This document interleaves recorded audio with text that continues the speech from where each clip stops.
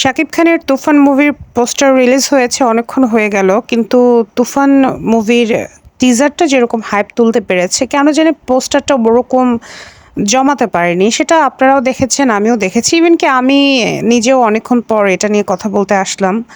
অন্যান্য টপিকে আমি কথা বলছিলাম। এখন আমার কাছে বেখাপ্পা লেগেছে যে এখানে শাকিব খানের সাথে নায়িকা মিমি চক্রবর্তীকে কেন মানে অ্যাটাচ করে একটা পোস্টার দেওয়া হলো। যারা হচ্ছে প্রচারণার কাজ করছেন তারা অবশ্যই আমার থেকে অনেক বেশি ভালো জানেন। কিন্তু আমি তো আমার ব্যক্তিগত মতামত চাওয়া পাওয়ার একটা জায়গা থেকে কিছু কথা বলতেই পারি। যেখানে এরকম টিজারটা এত বড় হাইপ ক্রিয়েট করলো মাত্র ২ থেকে ৩ দিন আগে, সেখানে এখন তড়িঘড়ি করে একটা পোস্টার দেওয়া আসলে এটা কতটা যুক্তিযুক্ত হইলো? আবার আমি দেখেছি যে মিমি চক্রবর্তী তার ওয়াল থেকে টিজারটা শেয়ার করলেন আবার ২ দিন পরে। যেদিন টিজার রিলিজ হলো সেদিন কিন্তু তিনি করেননি। তার মানে কি তিনি একটু মন খারাপ করেছেন যে কেন তার মানে কোনো ছবি বা কিছুই মানে কোনো ভিডিও টিজারে ছিল না।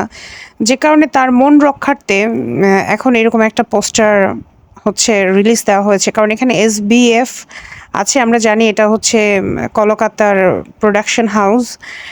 মানে এটা কি রিজন নাকি? আদারওয়াইজ আমি যেখানে আজকে যদি এখানে চঞ্চল চৌধুরী থাকতো, তাহলে সেটা একটা মানে খুবই মসলাদার একটা পোস্টার হতো। আর শাকিব খানের তো প্রত্যেকটা লুকই অসাধারণ। সেখানে এখন নতুন করে এরকম একটা নরমাল পোস্টার দেওয়ার কোনো দরকার ছিল বলে মনে করি না। আর এটা অ্যাকশন রিলেটেড একটা মুভি। এটা তো কোনো রোমান্টিক ফিল্ম না যে নায়ক নায়িকার চেহারা দেখায় হচ্ছে একটা পোস্টার বানাতে হবে। আর যেখানে শাকিব খান আছে যে মুভিতে, সেখানে তো উনি একাই যথেষ্ট। উনি নিজেই যেহেতু লিড ক্যারেক্টারে আছে এবং ওনার নিজের ছবি দিয়েই তো একটা পোস্টার দেয়া যেত। আর পোস্টারটা এখন দেওয়ার কোনো দরকারই ছিল না। আরও ১০ দিন এই হাইপটা থাকতো তুফানের টিজারের। এরপর হয়তো একটা গান রিলিজ দেওয়া যেতে পারতো বা আরেকটা হয়তো ছোট কোনো অ্যাট এ গ্লান্সে হয়তো একটা ছোট টিজার দেওয়া যেতে পারতো ২০ সেকেন্ডের বা হোয়াটএভার। কিন্তু আমার কাছে মনে হচ্ছে এখানে হয়তো মান-অভিমানের একটা জায়গা ছিল। হয়তো মিমি চক্রবর্তী অভিমান করেছে যে কেন আমার পোস্টারটা মানে আমার কোনো কিছু কেন টিজারে রাখা হলো না।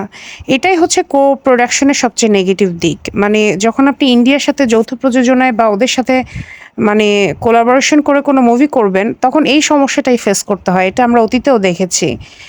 তো এটা আমার ভালো লাগেনি। এটা যদি শাকিব খানের অন্যান্য রোমান্টিক ফিল্ম হইতো যেখানে নায়িকার অনেক বড় রোল আছে, তাহলে সেটা মানা যেত। আমরা দেখেছি টিজারে যে এখানে পুরো হচ্ছে গ্যাংস্টার রিলেটেড একটা মুভি। এখানে চমক হিসেবে যিশুর সাথে যদি একটা পোস্টার শেয়ার করতে পারতেন, তাহলে মনে হয় সেটা খুব ভালো হতো যে না, যিশু সেনগুপ্ত আছেন।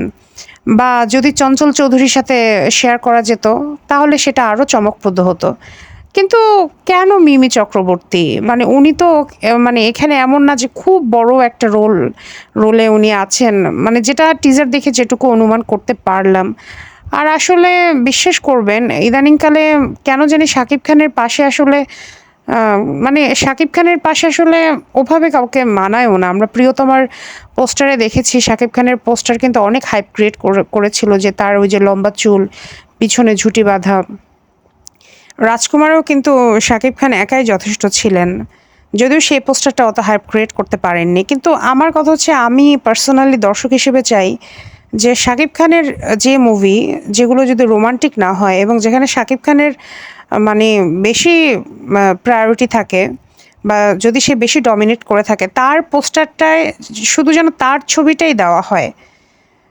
মানে এইটাই আসলে আমার মানে আমি একটু মনটা খারাপ হলো যে কেন এই পোস্টারটা নিয়ে এত বেশি কথা হলো না। আর আমি তো বললাম যে এখানে হয়তো একটা মান-অভিমানের জায়গা থেকে জাস্ট এটা দেওয়া হয়েছে। এটা গ্যাংস্টার রিলেটেড মুভি, হয়তো যিশুর সাথে দিলে হয়তো এটা আরও উপভোগ্য হতে পারত। যদি হ্যাঁ, এসবিএফ এর যদি কমপ্লেইন থেকেই থাকে তাহলে যিশুর সাথে দিতে পারত।